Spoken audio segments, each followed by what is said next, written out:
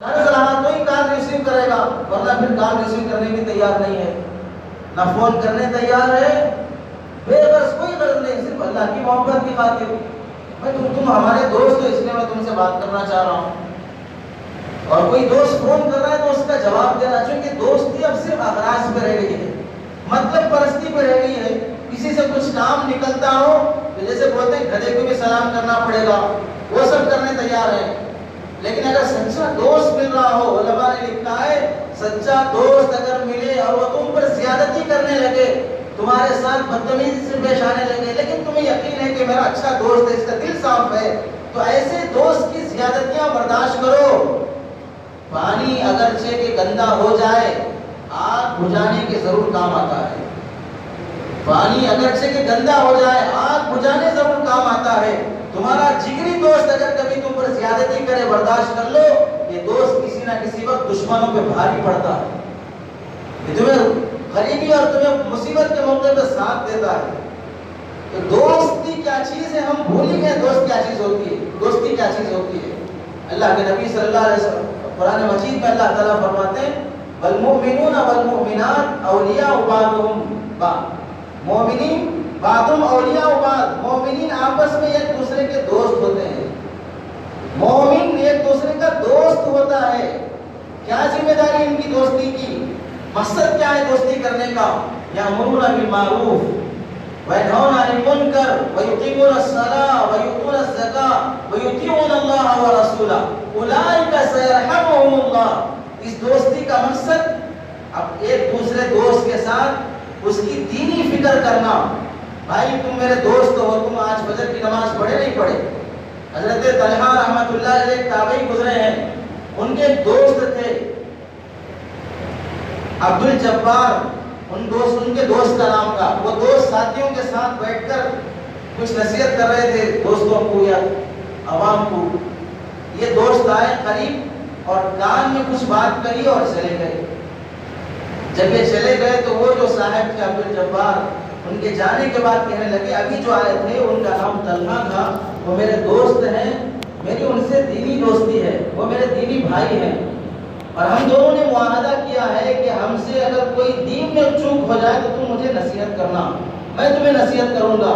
وہ آئے تھے اور مجھے یہ کہہ کر گئے ہیں کہ کل صبح تم نماز میں ادھر ادھر دیکھ رہے تھے، نماز خشوع خضوع سے پڑھو۔ یہ آ کر میرے کان میں کہہ کے گئے ہیں، اور پھر کہنے لگے یہ دوستی ایسی ہے جس پر دنیا کی ساری دولتیں قربان۔ جو دوست مجھے ایسی تنہائی میں میرے کان میں آ کر میری غلطی بتا رہا ہے اور مجھے خیرخواہی کر رہا ہے اور مجھے صحیح راستہ دکھا رہا ہے۔ حضرت عمر رضی اللہ عنہ فرماتے تھے مجھے ایسے دوست کی تلاش ہے جو دوست میری کمیاں مجھے بتائے اور مجھے سیدھا راستہ چلنے میں میرا ساتھ دے۔ آج نہ ایسے دوست کی تمنا ہے، نہ ایسے دوست کی دعا ہے، نہ ایسا دوست مل جائے تو قدر ہے، اور اگر کوئی اصلاح کرنے والا مل گیا کسی کو تو اسے اصلاح کرنے کا سلیقہ بھی نہیں ہے۔ دونوں طرف سے تحمل ختم ہوتا جا رہا ہے۔ اللہ کے نبی صلی اللہ علیہ وسلم نے مثال دی اچھے دوست کی۔ اچھا دوست عطر بیچنے والے کی طرح ہے، وہ تمہیں عطر نہیں لگائے گا۔ تمہیں عطر کی دکان پہ جانے کے بعد اگر کوئی کنجوس ایسا رہے تمہیں عطر نہ لگائے تو وہاں بیٹھے بیٹھے وہ بیچتے ہوئے ڈالتے اٹھاتے ہوئے تمہیں عطر کی خوشبو تو آتی رہے گی۔ اچھے دوست کے ساتھ اٹھتے بیٹھتے رہو گے، وہ تمہیں اچھی باتیں نہیں بھی بتائے گا، تمہاری دین اور دنیا میں ساتھ نہیں بھی دے گا، اس کی صحبت کے اثر سے تمہارے اندر اچھائیاں منتقل ہوتی رہیں گی۔ اور برے دوست کی مثال لوہار کی بھٹی کی طرح ہے، جو لوگ بھٹی پہ بیٹھ کے لوہا گرم کرتے رہتا ہے، وہاں سے وہ لوہے کی سلاخ اٹھا کے تمہیں لگائے نہیں تو بھی وہاں سے چنگاریاں خود بخود اٹھ کے تمہارے بدن پہ اور کپڑے پہ آ کے پڑتی اور جلتی رہیں گی۔ تو برے دوست کے ساتھ رہو گے، وہ تمہیں برا دوست برائیوں کی طرف کھینچ کر نہیں بھی لے گیا، لیکن اس کی برائیاں خود بخود تمہارے اندر منتقل ہوتی رہیں گی۔ اسی لیے اللہ کے نبی نے فرمایا فَلْيَنظُرْ أَحَدُكُم مَّن يُخَالِلُ، وہ کس سے دوستی کر رہا ہے یہ دیکھو۔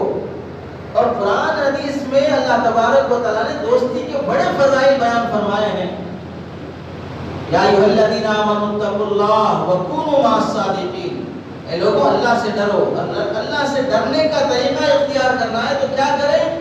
وکونوا مع الصادقین، سچے لوگوں کے ساتھ رہو۔ دشمن کے ساتھ تو نہیں رہ سکتے، اگر اس سے ہماری محبت اور دوستی ہے تو ہی اس کے ساتھ رہ سکتے ہیں۔ دوستی سچے لوگوں کی رہے گی تو تمہارے سچائی اور تقویٰ پیدا ہوگا۔ اور حدیث پاک میں آتا ہے اللہ تبارک و تعالیٰ فرماتے ہیں جو آدمی صرف اللہ کے لیے دوستی کرتا ہے، اور دوستی کرنے کا طریقہ کیا ہے؟ اللہ کے نبی صلی اللہ علیہ وسلم نے فرمایا جب تم میں سے کوئی آدمی کسی سے دوستی کرے، جس سے دوستی کرنا چاہ رہا ہے اسے پہلے ہی بتا دو بھائی اب یہاں سے میرے دل میں ارادہ ہوا کہ میں تمہیں اپنا دوست بنا لوں، میں تمہارا دوست بننا چاہتا ہوں، اسے بلا کر تنہائی میں بٹھا کے بولو میں تمہارا دوست ہوں اور تم سے میں دوستی کرنا چاہتا ہوں۔ ایک صحابی آیا اللہ کے نبی کے پاس، فرمانے لگے، کہنے لگے یا رسول اللہ میں فلاں سے دوستی اور محبت کر رہا ہوں۔ تو اللہ کے نبی نے پوچھا، بول دیے ان کو کہ تم ان سے محبت اور دوستی کر رہے ہو؟ بتا دیے کہ نہیں بتایا؟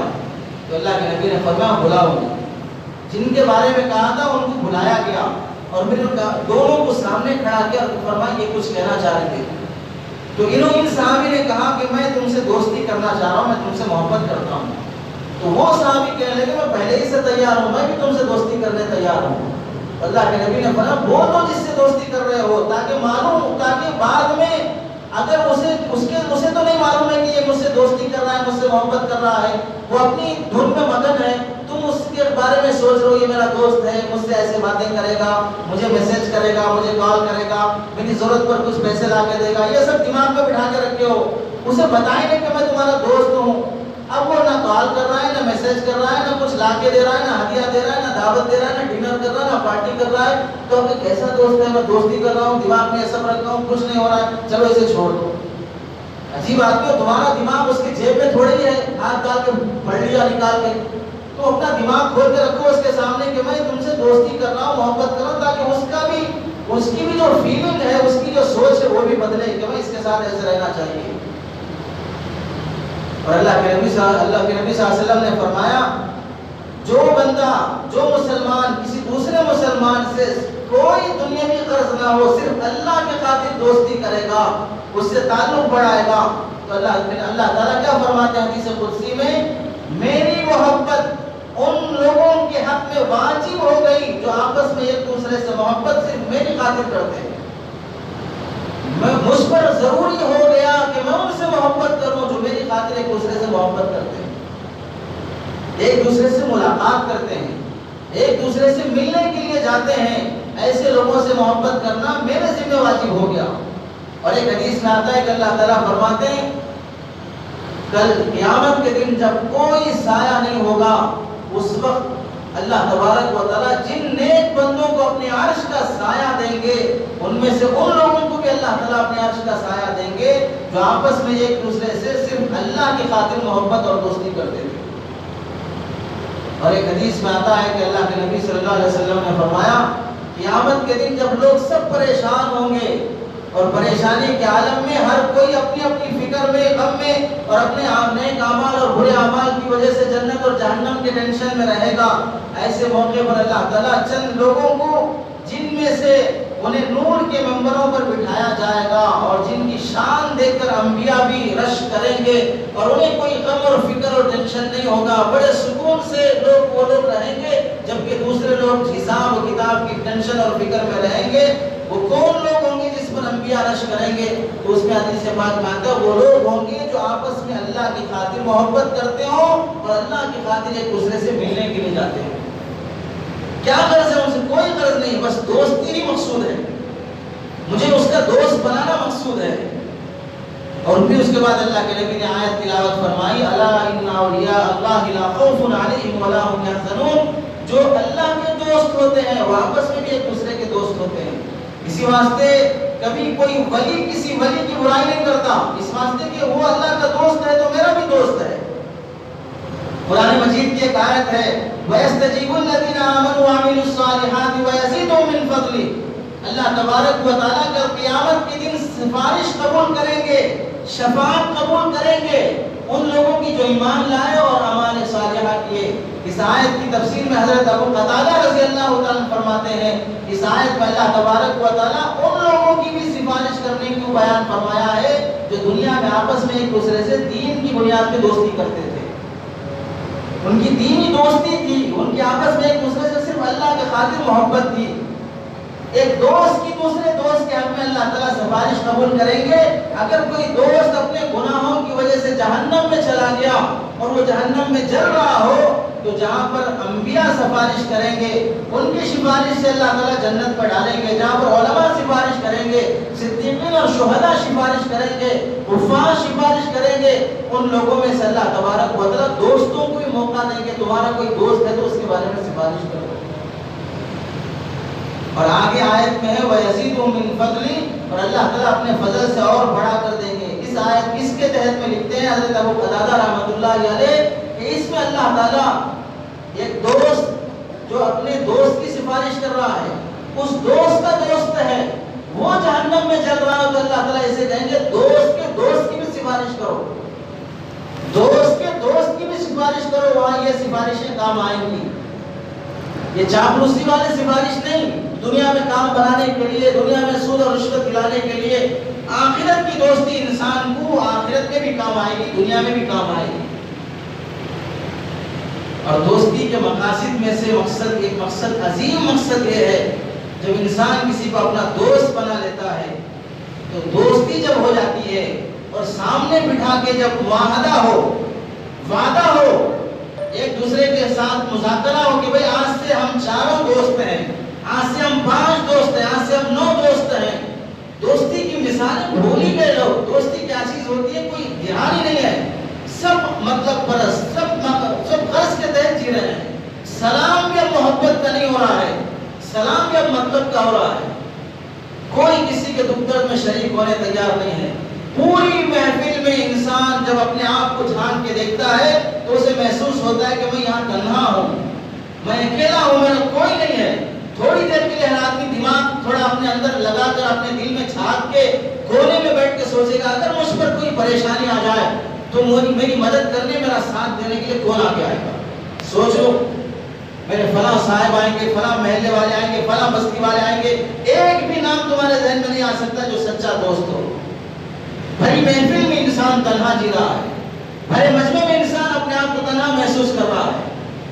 کوئی آئے مارنے کے لیے کسی پر ہاتھ اٹھا دے، سڑک پر چلتے ہوئے آپ سے کوئی ٹکر ہو گئی اور 2-4 نوجوان مل کے کسی پر ہاتھ اٹھانا شروع کر دیں، یا تشدد اور فتنہ پیدا کرنے والے جو گروہ کے جو مشن کے لوگ ہیں وہ کسی مسلمان پہ ہاتھ اٹھانا شروع کر دیں، ایک مرد کوئی آگے بچانے کے لیے تیار ہو، وہاں اسے محسوس ہوگا کہ یہ ساری دنیا الگ الگ جی رہی ہے، کوئی کسی کا نہیں ہے، کوئی کسی پہ غم کرنے، کوئی کسی پہ ترس کھانے تیار نہیں ہے۔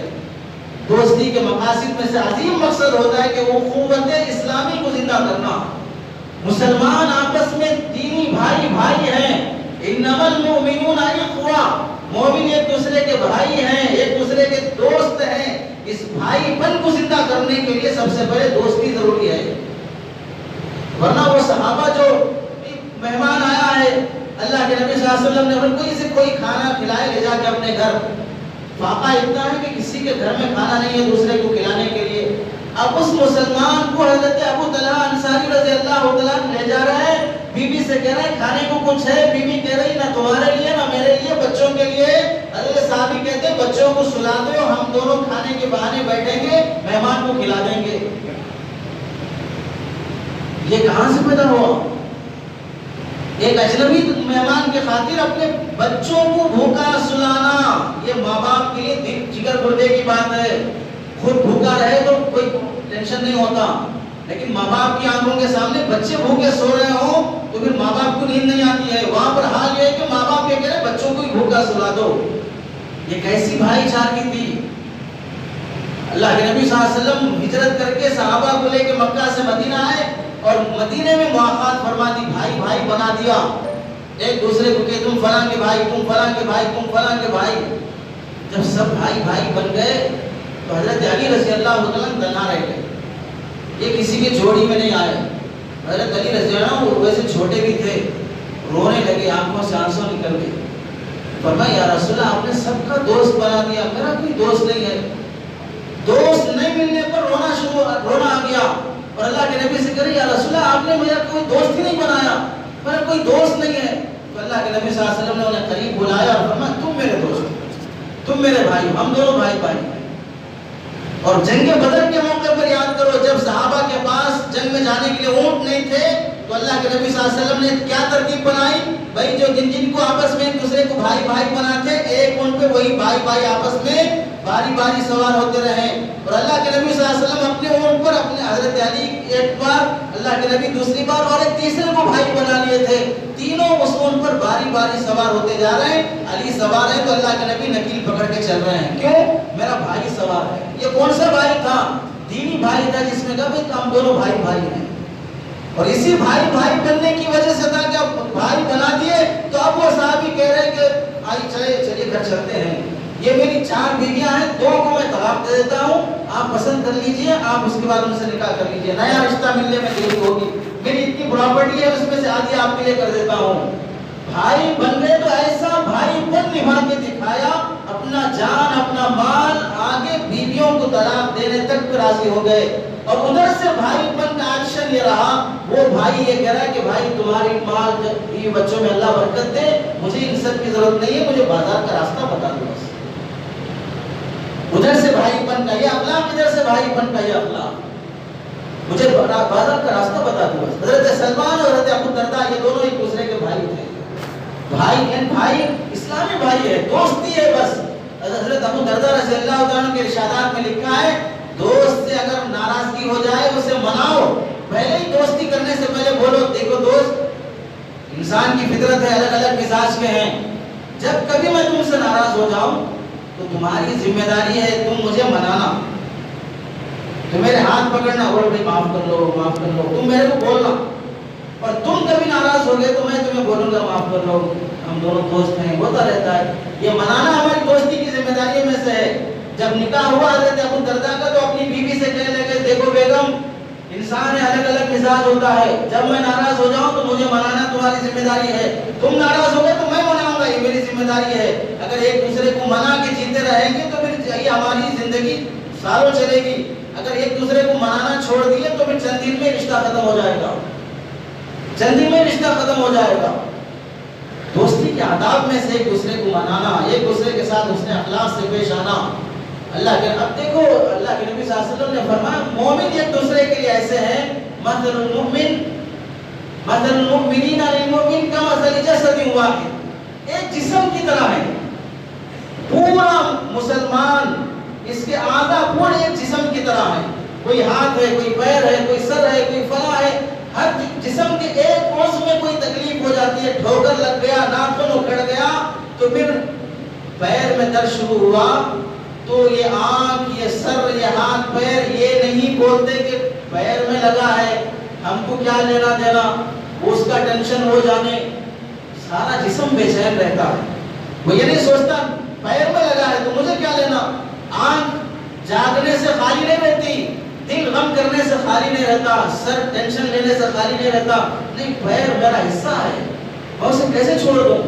اس ایک ناخن کے خاطر سارا جسم جاگتا ہے. اللہ کے نبی نے فرمایا ایسے مسلمان پورے کے پورے ایک جسم کی طرح ہیں. کہیں بھی کچھ بھی ہو جائے تمہیں درد محسوس ہونا چاہیے، تمہیں تکلیف محسوس ہونا چاہیے. اللہ کے نبی نے فرمایا من لم يهتم بامور المسلمین فليس منا، جسے اپنے بھائی کے دکھ درد کا احساس نہ ہو وہ مسلمان معاشرے میں جینے کا حق بھی نہیں رکھتا ہے. وہ ہم مسلمانوں میں سے ہے ہی نہیں ہے. فليس منا، وہ ہم میں سے نہیں کہ مسلمان میرا بھائی پریشان ہے میں کچھ ٹینشن نہیں لے رہا ہوں. جب دوستی ہو جاتی ہے اور دوست سے ملنے کے لیے جا رہے ہیں، میں نے فلاں کو اپنا دوست بنایا، میں اس سے ملنے جا رہا ہوں. جب کوئی دوست اپنے دوست سے ملنے کے لیے جاتا ہے تو اللہ کے نبی صلی اللہ علیہ وسلم نے فرمایا جب دوست اپنے دوست سے ملنے کے لیے جاتا ہے راستے میں اللہ تبارک و تعالیٰ ایک فرشتہ کھڑا کر دیتے ہیں، وہ انسان کی شکل میں اس سے ملاقات کرتا ہے. ایسا ہوا پہلے زمانے میں، وہ فرشتہ اس انسان سے ملاقات کیا اور اس نے پوچھا بھائی کہاں جا رہے ہو. میرا فلاں دوست ہے اس سے ملنے جا رہا ہوں. تمہارا اس سے کوئی قرض کا معاملہ ہے، پیسہ لیے تھے وہ لینے جا رہے ہو، دنیاوی کوئی مقصد ہے؟ تو نہیں، ایسا کوئی مقصد نہیں، وہ میرا دوست ہے بس ملنے جا رہا ہوں، کوئی دنیاوی قرض نہیں ہے. تو فرشتہ کہتا ہے تو تمہارے لیے خوشخبری اور مبارکبادی ہے، میں انسان نہیں ہوں، اللہ نے مجھے میں فرشتہ ہوں، مجھے انسان کی شکل میں اللہ نے بنا کے بھیجا اور تمہیں یہ سنانے کے لیے بھیجا ہے. اس مسلمان کو سنا دو جو اپنے دوست سے ملنے کے لیے جا رہا ہے، تم اس دوست کو ملنے کے لیے جانے سے پہلے اللہ نے تمہیں اپنا دوست بنا لیا، اللہ نے تمہیں اپنا دوست بنا لیا، تم اللہ کے دوست بن گئے. اور اگر کوئی اپنا دوست بیمار پڑ گیا، اس کی تیمارداری کے لیے کوئی ہاسپٹل جا رہا ہے دوائی خرید کے دینے کے لیے یا ڈاکٹر کے پاس علاج کرانے کے لیے یا گھر میں اس کی عیادت کے لیے جا رہا ہے، جب یہ نکلتا ہے تو اللہ تبارک و تعالیٰ فرشتے کے ذریعے سے اعلان کرتے ہیں، اعلان کرو، اس سے کہو مبارک ہو تم اور تمہاری دوستی اور تمہارے یہ قدم، تم نے اپنی اس دوستی کو نبھانے کے خاطر جو قدم ڈالے ہیں، ان قدموں کے بدلے اللہ نے تمہارے لیے جنت میں گھر بنا دیا ہے۔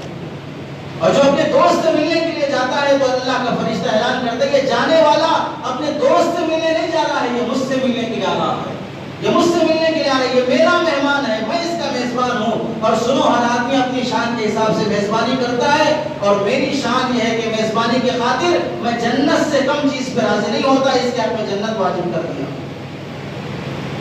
اور حدیث پاک میں آتا ہے جو اپنے دوست سے ملنے کے لیے وہ بیمار ہو گیا، اس کی عیادت کے لیے جا رہا ہے، اسے بیمارداری اور بیمار پرسی کے لیے جا رہا ہے، تو اللہ کا فرشتہ اعلان کرتا ہے کہ جس نے اپنے بیمار دوست کی ملاقات کے لیے اور اس سے بیمارداری کے لیے صبح نکلا، شام تک 70,000 فرشتے اس کے حق میں دعائے مغفرت کرتے رہیں گے، اور شام کو نکلا تو صبح تک 70,000 فرشتے اس کے لیے مغفرت کی دعا کرتے رہیں گے۔ آج دیکھو ساری دنیا اکیلی جی رہی ہے، ہم سب ایک مسجد کے مصلی ہیں، پھر بھی ایک نہیں ہے، پھر بھی کسی کا کسی سے دل جڑا ہوا نہیں ہے، کسی کا کسی سے دل ملا ہوا نہیں ہے، ہر کوئی ایک دوسرے کی پیٹھ کے پیچھے ایک دوسرے کا بدخواہ ہے، برا چاہنے والا ہے، اس کی برائی سننے میں دلچسپی لے رہا ہے، برائی کرنے میں بڑا مزہ آ رہا ہے، اس دوست کی خیرخواہی میں دو جملے بولنا اور کوئی اپنے مسلمان بھائی کے بارے میں کچھ غلط بیانی کر رہا ہے تو اس کا دفاع کرنا یہ اپنی شان کے خلاف سمجھ رہا ہے۔ بغیر دوستی کے جینا مسلمان کے لیے آسان ہو گیا، ان سے تو وہ بہتر ہیں جو اگرچہ کہ گناہ میں مبتلا ہے، کالج کی زندگی میں اپنا بوائے فرینڈ گرل فرینڈ بنائے بغیر انہیں چین نہیں آتا ہے، اگرچہ کہ وہ حرام کی دوستیاں ہیں، لیکن ایک ذہن ایسا بنایا دوست ہونا چاہیے، دوست ہونا چاہیے، حرام کی دوستی کر رہے ہیں اور اس پہ فخر کر رہے ہیں، اور یہاں پر ایمانی دوستی کرنے کے لیے تیار نہیں ہے۔ محبتیں ختم، غم ختم، خوشی ختم، کسی چیز کا سلیقہ نہیں ہے۔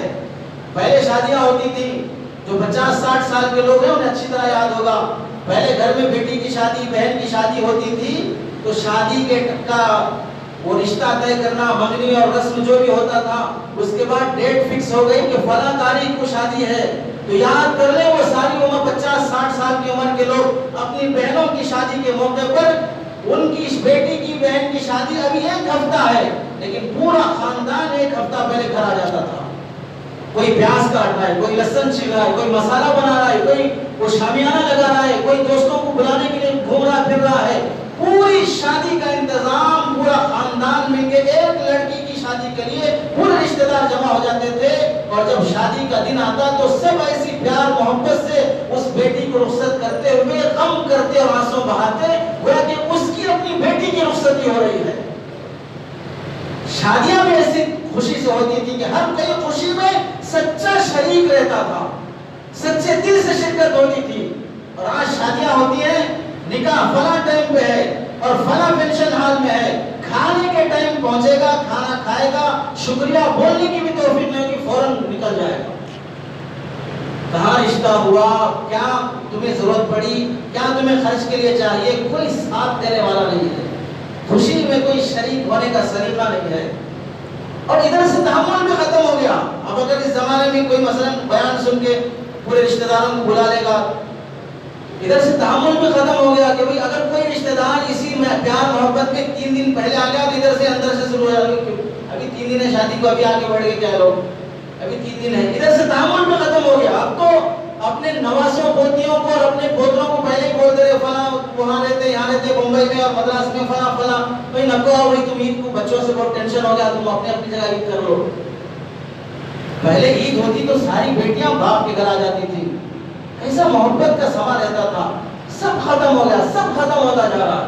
غم میں شریک ہونے کی صورتیں، جنازہ ہو گیا، کسی کے گھر میں انتقال ہو گیا تو بہت سے لوگ اپنا کاروبار بند کر دیتے ہیں۔ آج ہمارے محلے میں ہماری بستی میں فلاں کا انتقال ہوا ہے، اور سب اس کی قبر کھودنے میں اور کفن کی تیاری کرنے میں اور گھر آ کے تعزیت پرسی کرنے میں سب اس میں لگے ہیں، اور جنازہ جب اٹھتا تو ہر ایک کی آنکھوں میں آنسو کہ میرے گھر سے کسی کا جنازہ نکلا ہو، ایسا اس کے دل میں غم کا سما رہتا۔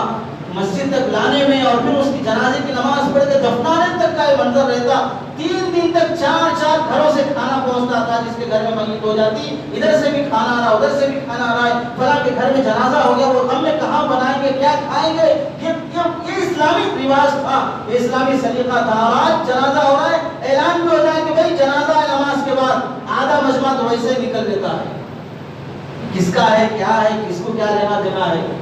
اور اب تو جنازے قبرستان تک لے جانے کے لیے لوگ نہیں مل رہے ہیں، تو گاڑیوں میں رکھ کے لے جانا پڑ رہا ہے، کندھا دینے تیار نہیں ہے مسلمان۔ اور خود جس کے گھر میں جنازہ ہوا ہے بیچارے غم میں ہیں، وہی لوگ آنے والے رشتہ داروں کو کھانا بنا کے کھلا رہے ہیں۔ نہ خوشی صحیح ہے نہ غم صحیح ہے، ساری سلیقے کی زندگی ختم ہوتی جا رہی ہے۔ لوگوں، سچا دوست تلاش کرو اور اس سے بیٹھ کے دوستی کے معاہدے کرو، اور یہ دوستی جب متحد ہوگی، 4 دوست سب آپس میں بھائی بھائی، 10 دوست آپس میں بھائی بھائی، 50 دوست آپس میں بھائی بھائی، یہ اخوت کی زندگی قائم رہے گی، تو پھر دیکھو مسلمانوں میں کیسا اتحاد قائم ہوگا۔ سب ایک دوسرے سے مل کے جینا چاہتے ہیں، لیکن کوئی ایک سے ملنے تیار نہیں ہے، کوئی ایک سے مل کے جینے تیار نہیں ہے۔ جو انصاف آج دنیا جو دیکھ رہی ہے، دیکھو وہاں صفائی، عیسائیوں میں صفائی کیسی ہے، یورپ میں انصاف کیسا ہے، سلیقہ کیسا ہے۔ ایک دور وہ تھا کہ سارے اقوام اپنے ہر نیک صفت اور اچھی خوبی میں مسلمانوں کی طرف نگاہ اٹھا کے دیکھتی تھی۔ آج ساری خوبیاں ختم ہو گئی کہ آج مسلمان کو دوسروں کی طرف دیکھنا پڑ رہا ہے کہ دیکھو فلاں کیسے اچھے ہیں، یہاں سے وہ ساری خوبیاں ختم ہوتی جا رہی ہیں۔ انصاف مسلمانوں میں تھا لیکن اپنایا اوروں نے، تجارت کا سلیقہ مسلمانوں میں تھا اپنایا اوروں نے، صفائی مسلمانوں میں تھی اپنایا اوروں نے، حسن معاشرت مسلمانوں میں تھی لیکن اپنایا اوروں نے۔ صدق مقال اور سچائی اور دلوں کی سچ گہرائی اور دلوں کی دوستی، ایک دوسرے کے لیے جان دینا، اپنے بھائی سے پہلے پانی پینا بھی گوارا نہیں ہے۔ مر جائیں گے میدان جنگ میں، وہ مرنے والا کون ہے، وہ آہ کر کے پکارا ہے، کون ہے نہیں معلوم، لیکن میرا بھائی مجھ سے پہلے پانی کے لیے ترس رہا ہے۔ کیا مجال کہ میری یہ دوستی یہاں ختم ہو جائے، مرتے وقت آدمی کو پانی کی پیاس زیادہ لگتی ہے، اس موقع پر بھی وہ کہہ رہا ہے کہ نہیں، مجھ سے پہلے میرے بھائی کو پلا دو، مجھ سے پہلے میرے بھائی کو پلا دو۔ آج ایک کیا ہزاروں مسلمان ختم ہوں گے، لیکن کسی مسلمان کے کان میں جو تک نہیں رہتی ہے کس کے گھر میں یہ کیسا تشدد کا قتل ہوا ہے، بیچارے اس کی ماں کے دل پہ کیا گزرا ہوگا، اس کے خاندان پہ کیا گزرا ہوگا، کون کی کس کے گھر سے آج جنازہ اٹھا ہے، کوئی کسی کو کوئی ٹینشن نہیں ہے۔